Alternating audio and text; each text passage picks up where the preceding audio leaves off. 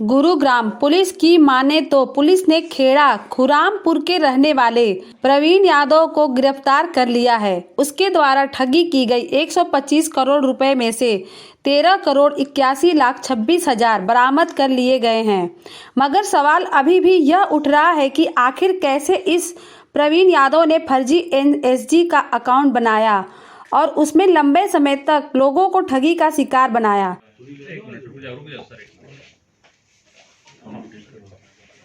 जी sir, ये दिनांक 8 जनवरी 2022 को एक मिस्टर नारायण दास ईसरानी जी ने एक कंप्लेंट दर्ज कराई थी कि एक प्रवीण यादव नाम का व्यक्ति जो मानेसर की एनएसजी कम्प्लेक्स में अपने आप को आईपीएस ऑफिसर बताता था और वहाँ पे हमारे को काफ़ी लंबे चौड़े टेंडर देने के लालच में और उन्होंने हमें झूठे उसके अलॉटमेंट लेटर दे के और हमारे से 65 करोड़ रुपए अपने अकाउंट में ले लिए अर्नेस्ट मनी के नाम पे।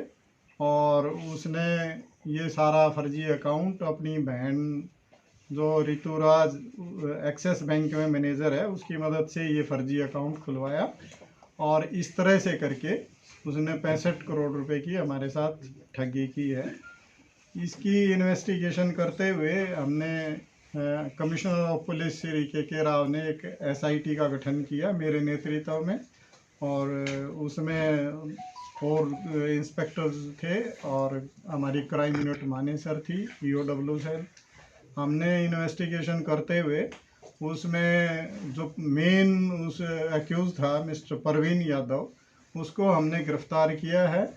उसकी बहन जो ऋतुराज जो एक्सिस बैंक में मैनेजर थी उसको भी हमने गिरफ्तार किया है और उसकी मिसेज जो ममता यादव है उसको भी गिरफ्तार किया है। और इसमें एक दिनेश नाम का व्यक्ति जिसने उसकी इंट्रोडक्शन करवाई थी और उसने ये साजिश रच के उसके साथ मिलके ये काम करने में उसकी मदद की थी उसको भी गिरफ्तार किया है।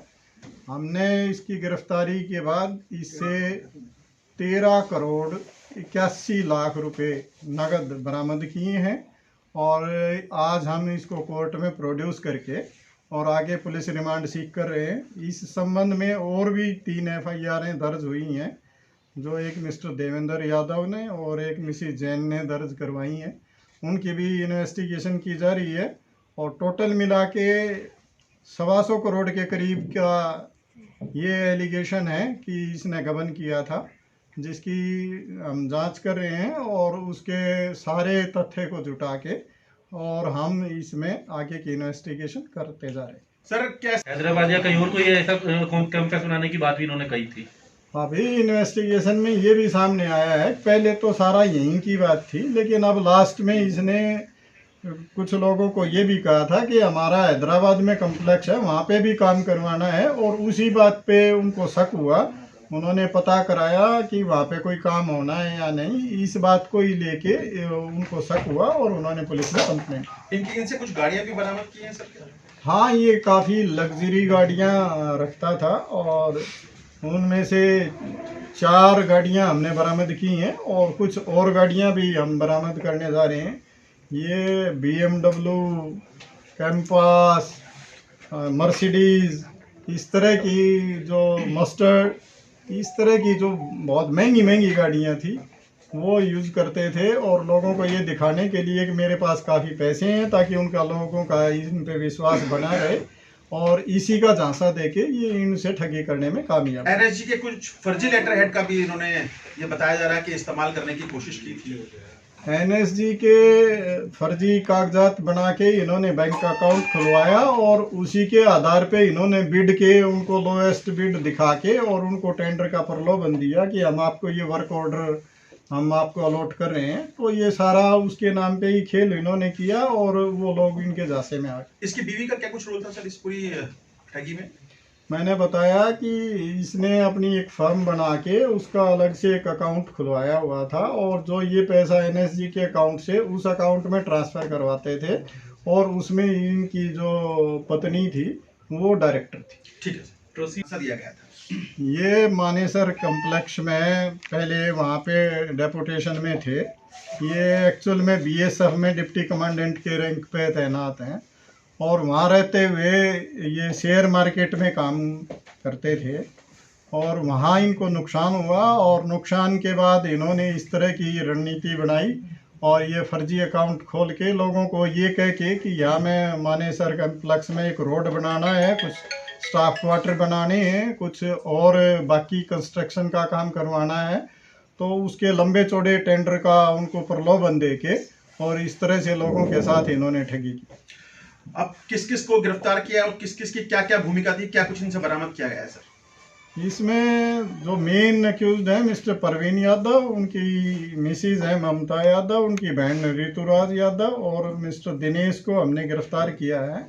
और इसमें जो सारे इस साजिश के रचयिता थे परवीन यादव, वो खुद ही था, तो उसी के इर्द गिर्द ये सारी स्टोरी घूमती है और उसके जो ये परिजन थे उन्होंने इसका सहयोग किया, उनको हमने गिरफ्तार करके और ये रिकवरीज की हैं। फर्जी अकाउंट खुलवाया गया था सर, किस नाम से वो फर्जी अकाउंट था और रितु यादव की क्या कुछ भूमिका थी सर इसमें? वो एनएसजी का जो के नाम से एक अकाउंट खुलवाया गया था और मैंने पहले बताया कि उसकी बहन जो ऋतुराज यादव है ये एक्सिस बैंक में काम करती हैं और एक्सिस बैंक में ही वो अकाउंट फर्जी अकाउंट खोला गया, क्योंकि किसी भी सरकारी कार्यालय का अकाउंट ऐसे फर्जी नहीं खोल सकते। तो ये सारी मिली भगत के कारण ही ये सब हुआ और उन्होंने एक प्राइवेट कंपनी बना रखी थी, जो पैसा उस एनएसजी के अकाउंट में डलवा के और उसमें ये ट्रांसफ़र कर देते थे और उस प्राइवेट जो कंपनी इन्होंने बना रखी थी उसमें ऋतुराज यादव और ये ममता यादव उसकी डायरेक्टर थी और वो पैसा वहाँ पे ट्रांसफ़र करके और उसको आगे यूज़ किया जाए। क्या कुछ बरामद किया सर इनसे? सर एक बात और, ये क्या जिसकी खबर किसी को कानों तक नहीं हुई।